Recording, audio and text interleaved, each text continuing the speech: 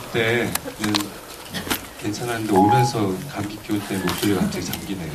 여러분 감기 조심하시고요. 반갑습니다. 연출한 이송희입니다.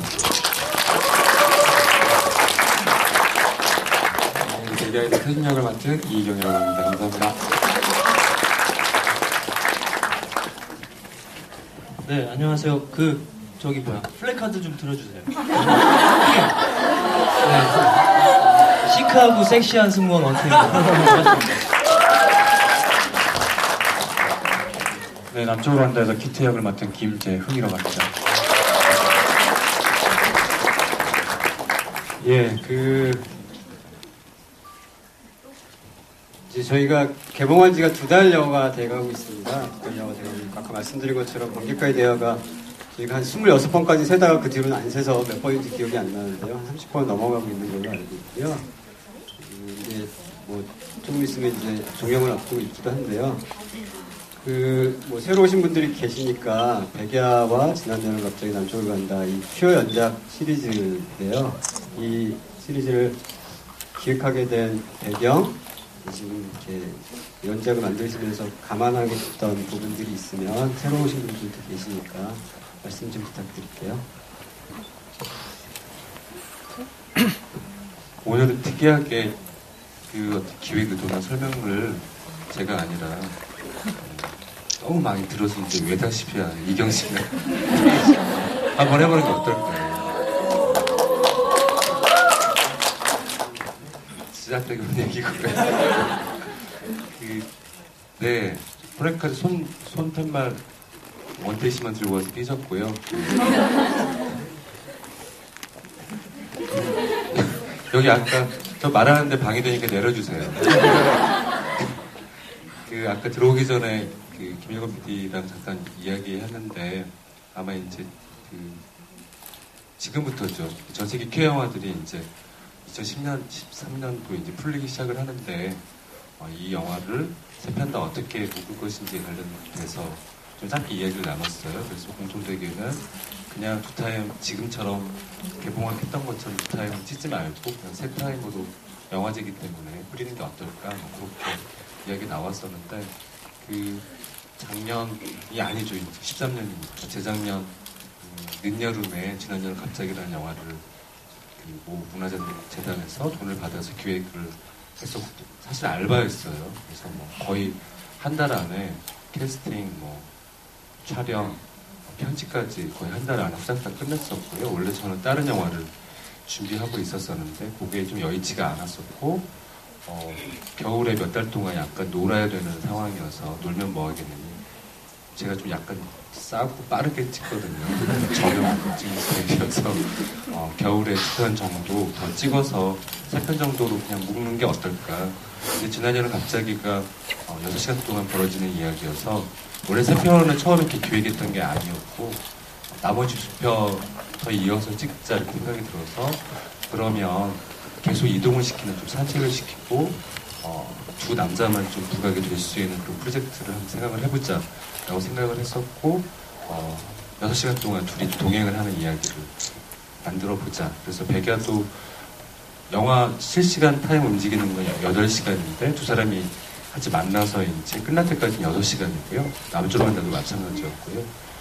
그런 정도의 어떤 공통된 설정들 가지고 다 찍고 나니까 작년 10월달 마지막이었어요. 중간중간에 제가 이제 영화제도 해야 되고 기타 사적인 일도 해야 되고 그래서 결국 원래 찍기로 했던 야간명이라는 프로젝트는 지금 거의 시나리오나 이런 것들 거의 손 놔버린 상태에서 3편을 이렇게 끌고 오게 됐고 지금 개봉이 아까 2달여라고 그랬는데 맞나요? 그렇군요. 2달 가량 되는군요.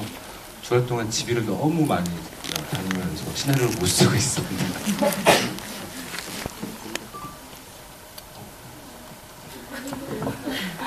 예, 참 이상한 결말로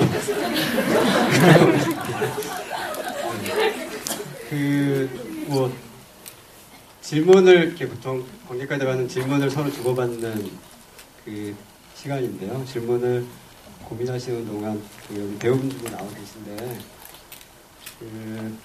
나름 이렇게 어떻게 보면 쉽지 않은 결정일 수도 있고 찍으시면서 아쉬움도 많고 이러실 텐데 개인적으로 가장 아쉬웠던 어떤 장면, 그다음에 또 개인적으로 가장 이거는 그래도 좀 괜찮게 했다 뭐 이런 장면들이 있으면 배우분들한테 한번 들어보도록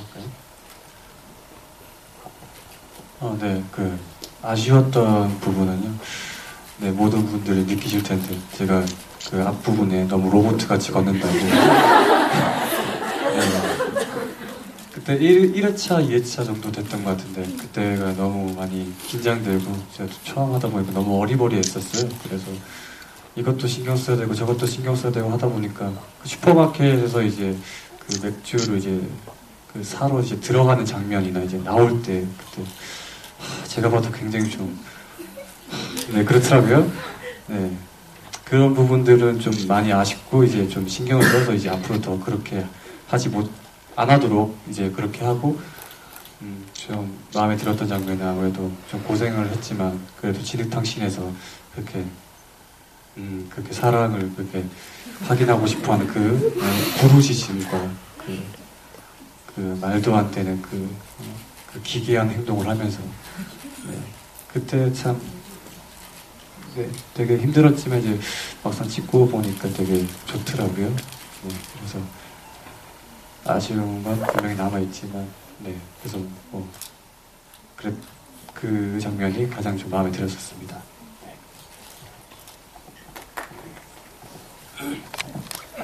네, 저는 지금보다 더 추울 때죠, 겨울에.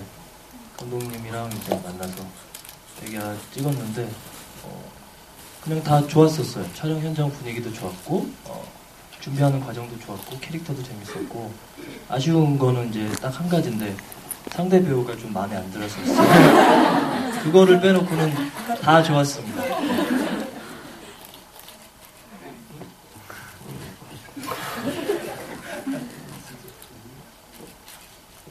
나 좋다며. 아쉬웠던 거는 이제 그 마지막 부분에 배경 꺼져 강원규 그거 다시 생각해도 너무 아쉽고요. 너무 잘 하고 싶었고 그거를 위해서 쭉 했던 것 같은데 그만큼 너무 아쉬웠고 또 그중에 또 마음에 드는 게 뭐가 있을까요? 아쉬운 게 너무 많아요. 꼭 그렇게 꼭 뛰어야 했나, 뛰는 장면이. 아쉬운 것만 투성이에요. 아쉬운 것만 투성인데. 그래도 그 중에, 그 꺼져 강원규라는 게 또 그거 보면은 그만큼 생각 많이 하고 아쉬운 만큼 또 만족하려고 노력하는 것 같아요. 그걸 다 아쉬워서. 그리고 나 좋다면 네, 다 너무 좋았습니다. 감독님이나 형님이나 너무 좋은 일 하죠. 예, 배우분들 뭐 아쉬운 거랑 얘기 들었는데 감독님 입장에서는 또 좀 다르실 것 같아요. 그래서 보면은 이렇게 배우들 연기가 굉장히 좋잖아요. 다 이제 감독님의 이제 연기 디렉팅 때문인데 나름 이렇게 이 세 분의 배우를 캐스팅하게 된 어떤 또 남다른 이유들이 좀 있을 것 같아요. 어떤 안목들도 있을 것 같고 또 이렇게 작업을 하면서 내가 캐스팅 잘하고 잘했다는 생각 드셨을 텐데 배우분들에 대한 그런 생각 전혀 없고요. 편집을 하면서 욕만 했어요. 사실 아무리 연기를 잘해도 편집할 때는 연출자 물론 이제 상업영화 같은 경우에는 이제 편집기사들이 많이 주로 많이 하기는 하는데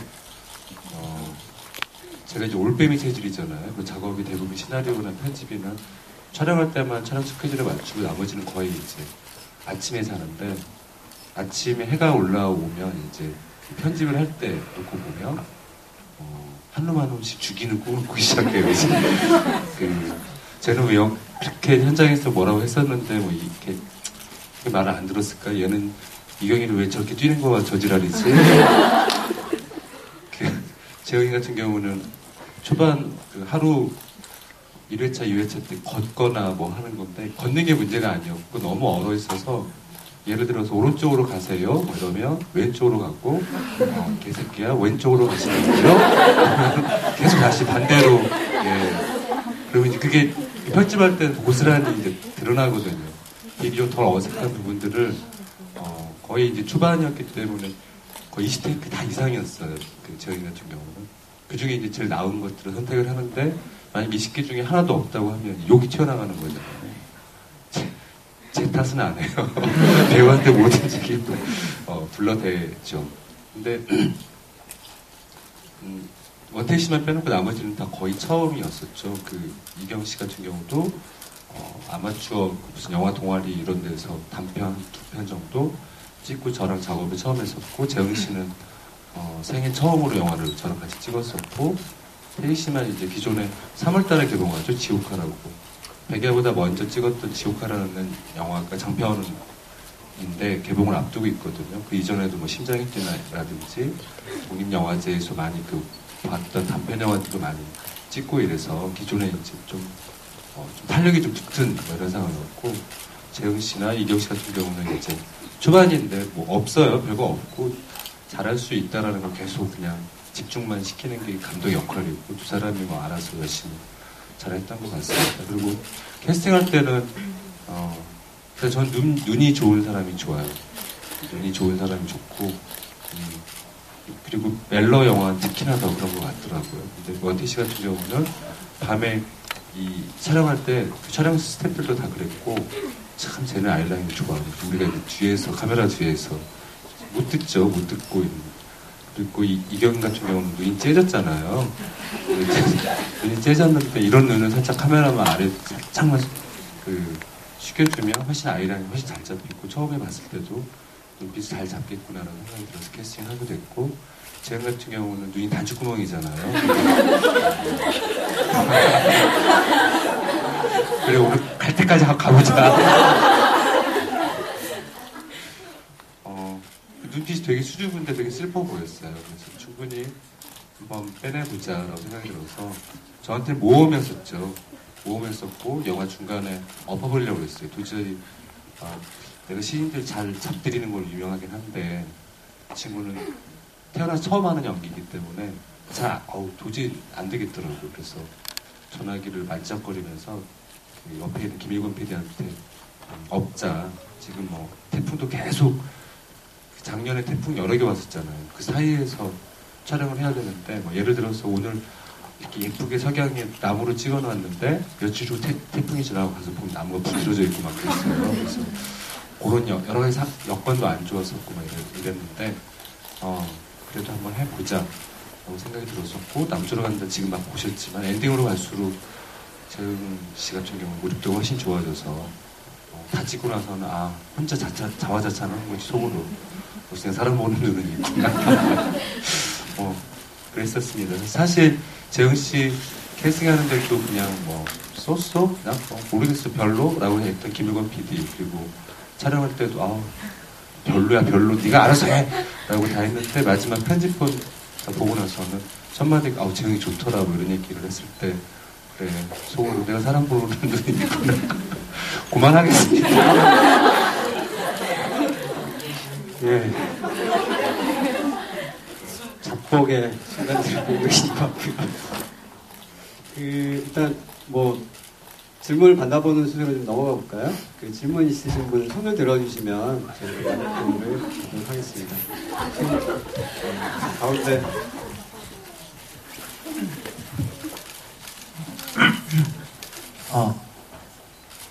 제가 지난번에 한번 와갖고 GV까지 들었었는데요. 그때 집에 가서 이제 좀 정리하다 보니까 백야라는 작품이 너무 강하게 남아서 뒤에 작품을 제가 몰라서 다시 봤는데, GV 그 후기들을 좀 인터넷에 찾아봤더니 확실히 배우분들 팬들이 많으신지 내용보다는 사진이 주로 있으셔서 내용 파악이 안 돼서 좀 제가 질문하고 싶은 게 있어서 좀 여쭤보고, 감독님한테 여쭤볼 거고요. 그러니까는 이 연작 시리즈 자체가 2개의 낮과 1개의 밤의 동행인가요?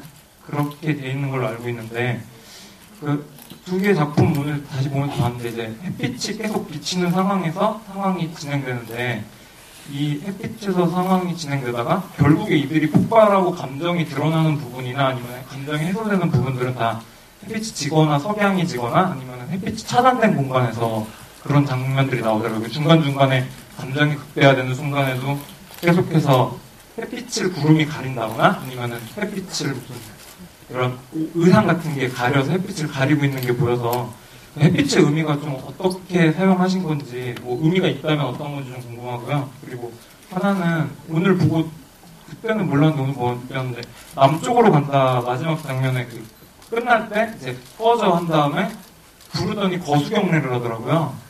근데 그 거수경례의 의미가 이 관계는 결국에는 그런 이렇게 연인 사랑의 관계가 아니라 결론적으로는 이런 거구나 하고 자기가 느낀 건지 아니면은 다른 의미가 있는 건지 좀 궁금합니다. 거수경례 같은 경우는 뭐 다른 의미는 없고요. 예전부터 한번 쓰고 싶었었어요. 예전부터. 다른 영화 시나리오 사실은 다른 장편 영화인데 장편 영화에 들어가 있는 장면이었어요. 휴가나온 부인이 어떤 아줌마한테 거수경례하는 그런 내용이었었는데 별다른 의미는 없는 것 같아요. 헤어질 때, 그러니까 아직 끝이라고 했을 때 상관이었잖아요. 그리고 민간인이기도 했지만 기존의 관계, 그러니까 너와 나는 부하였고 상관이었었는데 그냥 마지막으로 한번 얘를 이렇게 보내는 느낌이 거수경례는 어떻을까 뭐 이런 생각이 들었었고요. 그리고 뭐 이런 거는 질문하신 거는 처음 나온 질문이네요. 서로 몇 번 TV를 보면서 사실은 대부분이 변주 이야기들인데 색다른 질문이어서 감사하고요. 왜냐하면 지난 여름 갑자기는 원래 제목이 너는 밤이다였어요. 그래서 그래서 노을이 굉장히 중요했었었고 밤처럼 유혹처럼 다가오는 거를 선생이 결국엔 저항하지 못하고 받아 안아야 되는 어떤 설정을 그리고 싶어서 너는 밤이다라고 정했었는데 개봉은 안 했는데 위아더 나잇이라는 영화, 독일 영화가 있어요. 우리는 밤이다라고 하는 영화를 시나리오 쓸 쯤에 봤어요. 개봉을 안 했던 영화인데 갑자기 다른 영화에서 우리는 밤이다 하니 기분이 확 잡치더라고요. 그래서 너는 밤이다라는 제목은 나중에 써야지 하고 제목을 숨겼었는데 어쨌든 설정은 그대로였기 때문에 지난 여름 갑자기에서 노을이 그러니까 그 밤이 되기 직전이 굉장히 중요했었던 거죠. 그리고 남쪽으로 간다는 사실 노을 장면은 생각지도 않았었어요. 원래는 썼던 시나리오는 겨울 장면이었거든요. 저한테 중요한 거는 터널 바깥에 내린 눈이 중요했어요. 그래서 그거는 CG로 할까도 생각을 하는 시나리오로 썼었거든요. 근데 이게 이제 백야 작업을 하면서 캐스팅 과정이 3개월 이상 걸리고 굉장히 난항을 겪었었고 백야 딱 끝나고 나니까 3월 말이었어요. 겨울 장면 도저히 찍을 수가 없었었고 그러면서 저희 무슨 영화제 준비하고 이러면서 이제 남쪽으로 간다 해야지 라고 생각이 들었을 때는 6월달이었거든요. 여름으로 설정을 싹 바꿔야 돼서 눈은 어떻게 완전히 다 포기를 했었었고요. 그 남쪽으로 간다 왜 벌거벗고 뛰잖아요. 지능탕. 거기는 원래 설정은 눈밭이었어요. 눈밭에 두 남자가 벌거벗고 뛰고 싸우고 이러면 피가 좀 눈 위에 좀 떨어지고 이렇게 그런 대비되는 느낌을 좀 가지고 싶어서 썼던 시나리오였는데 여름이 되면서 진흙탕으로 제가 좀 설정을 바꿨고 터널 바깥에 그 비를 뿌릴까 했는데 완전히 이렇게 저예산 영화에서는 현실적으로 불가능하거든요. 눈보다 비가 CG가 훨씬 더 힘들고 그러면 살수차나 이런 거 불러야 되는데 시나리오 쓸 때 그런 고민을 했었어요. 그러면 안 되겠다. 그럼 결국 지난 여름 갑자기 이런 짝을 이루어서 노을 장면에서 끝을 내야 되겠구나라고 생각이 들었어요. 터널은 초반부터 계속 있었던 설정이었고 그래서 지난 여름 갑자기는 말씀하셨던 것처럼 노을, 그러니까 해가 밤이 완전히 들어오기 전에 굉장히 중요한 시간적인 게 있었었고 남쪽으로 간다 같은 경우는 그냥 어떤 공간의 의미가 더 컸던 것 같아요. 빛의 노을이나 이런 것보다는 갇힌 느낌, 그래서 빛의 느낌이 전 공간이 주는 느낌, 여기 더 중요했던 것 같습니다. 예, 또